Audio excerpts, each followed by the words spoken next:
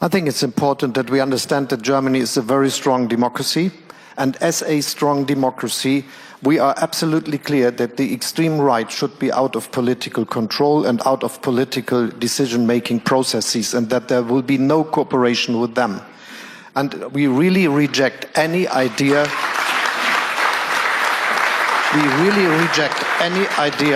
of cooperation between parties, other parties, and these extreme right parties. I think there is a strong consensus between all relevant parties in Germany that they won't do so. I hope this will last and continue.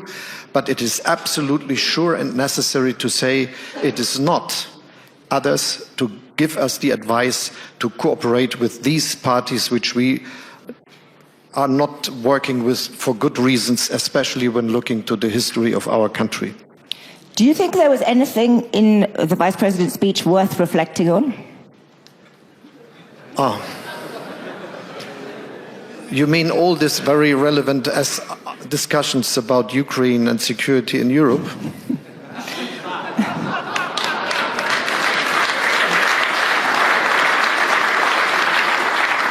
I think you've answered my question, but I mean it somewhat seriously. Was there anything in that speech which was a broadside against many aspects of Europe that you think is criticism worth reflecting on? I think, aside of the questions we are discussing here, we should be very clear that free speech in Europe means that you are not attacking others in ways that are against legislation and laws we have in our country. And that's the case. There is no difference between the digital world and the analog world, to say it like this. And we have to be very clear that hate and all this, which is so bad for our societies, should be not the reality of public debate. Thank you. Let's turn to the subjects that I think you hoped the Vice President would address yesterday. Let's turn first to actually defense spending, which you made some very strong points just now about what you thought needed to be the scale of defense spending and what needed to change in Germany in order to pay for it, particularly the debt brake. Will this be, you said, you said there was a majority in this country after the election. Does that mean you think it should be a condition of any coalition agreement that there should be a reform of the debt brake? To my point, it's necessary that we change the view we have to these questions since many years.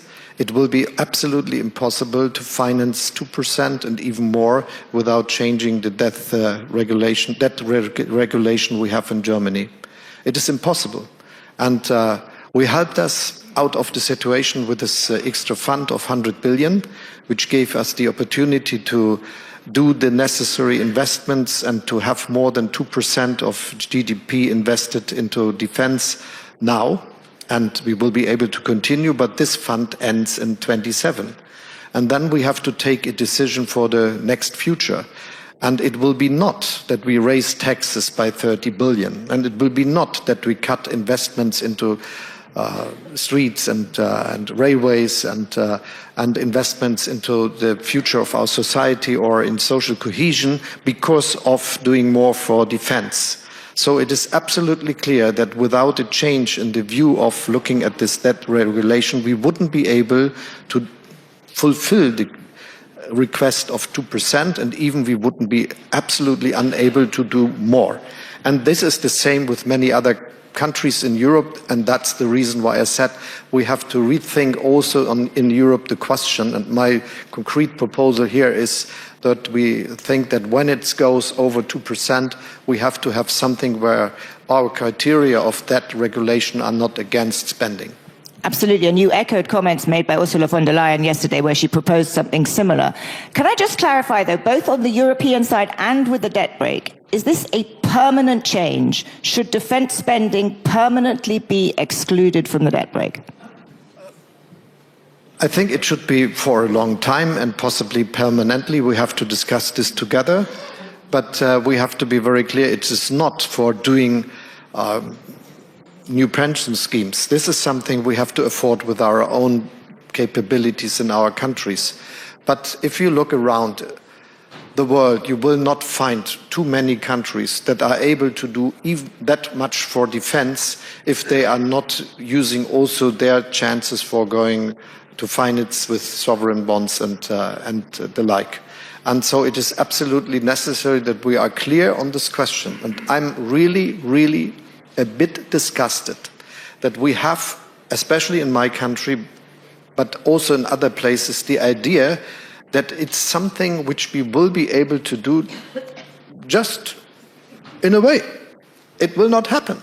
If we are not serious, if we are not honest with the people, telling them that spending more for defense will mean that we have to increase also the debt we have, we will not succeed. And it is then something we wouldn't do. And that's the reason why so many countries in Europe did not fulfill the 2% criterion, why they were not able to do it without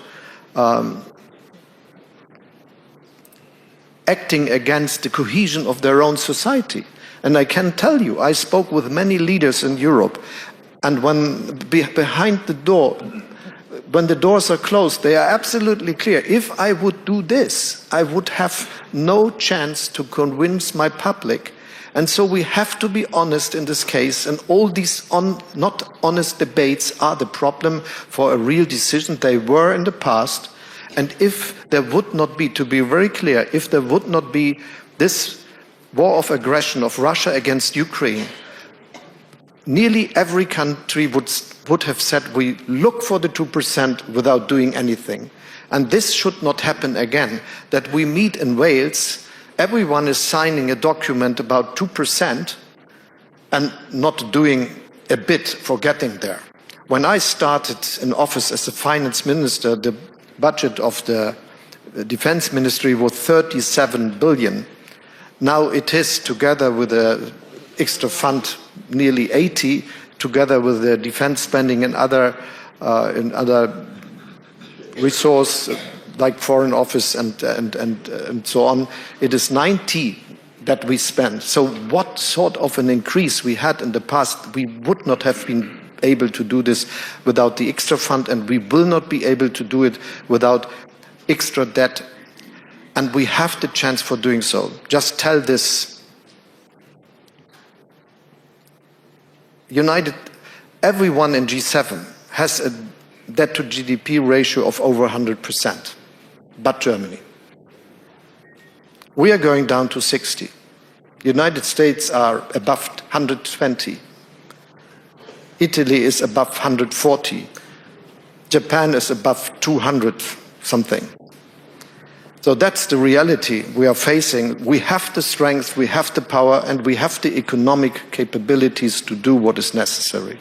That, you've put this very starkly and very clearly, and I think it's a very strong argument you make that politicians have not leveled with their publics. Have you done enough to level with the German public, perhaps before today? Because do you think the German public is ready for the scale of defense increased spending that you say is necessary? Yes, I think so, because there is a broad support for all those saying we should do more. But there is a reason why it did not happen in the past, and this is what I explained. But if we would tell the people this would mean cuttings of 30 billion, 40 billion a year in all the necessary things to be done in the country, they will not agree. So it is the only possibility to do something which is about these regulations we have. Can I just turn in our last questions to something more short-term? President Trump has clearly signaled that he would like to get President Putin around the negotiating table and do this quite quickly. The next weeks, months are going to be very important. You have an election next weekend. If the polls are to be believed, you are unlikely to win this election. This was the same last time. But I won.